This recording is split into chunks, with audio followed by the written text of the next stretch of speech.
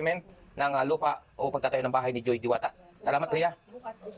Oo, kasi blackout ngayon, dapat ngayon. Kasi nagkataon pong blackout.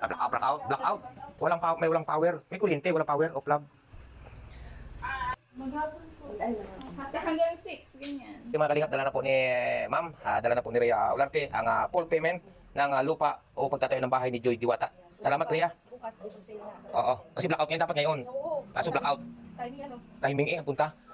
Yun sa mga kalingap, mga kababayan, at sa kaya ka na Ma'am, maraming salamat po. No? At ito na po, dala po ni Rhea ang kanyang full payment po sa lupa ulutin ni Joy Diwata na pagtatayo ng bahay. Rhea, maraming salamat. At syempre maraming salamat din kay Mama Helen. Oo, ayan. Sa lahat po ng sa tulong kay Joy syempre. Oo, Syempre sa tiwala po inyo sa akin.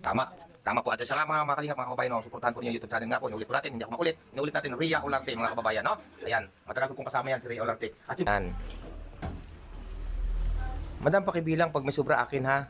Hindi tayo. Ati na tayo. Ay, gra. Resibo. Ayan, ang resibo. Joy, hawake. Yan, may full payment. Anong masasabi mo, Joy? At full payment na. Thank you po. Ayan. Ayan. At magkakaroon na ulit ng panibagong magandang bahay si Princess Joy Diwata. No?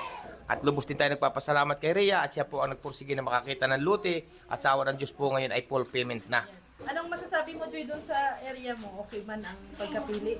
Okay man din po kasi malapit lang din po sa highway. Mm-hmm. At saka maganda doon sa likod, Joy, parang Instagrammable kasi pag kung may kubo-kubo ka doon, parang nasa bukid ka lang. Oo.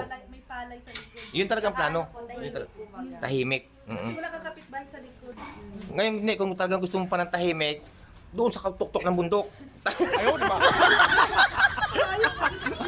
Pero mas maganda po mga kalingap kasi napili. Pasok ko ni Joy alas 8. Anong oras na po? Alas 9:30 na po. Pero bukas po, babalik si Joy. Yan. Ayan po. Salamat po. Ano marami. Basta bukas babalik si Joy. Hali ba, Joy? O, sige. Hindi ka naman makukulong dyan, eh. Bukas.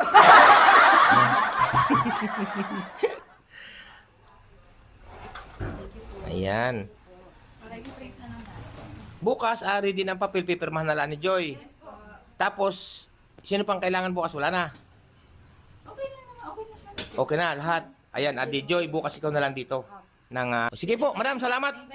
Thank you ng maraming shout out sa inyo. Ayan.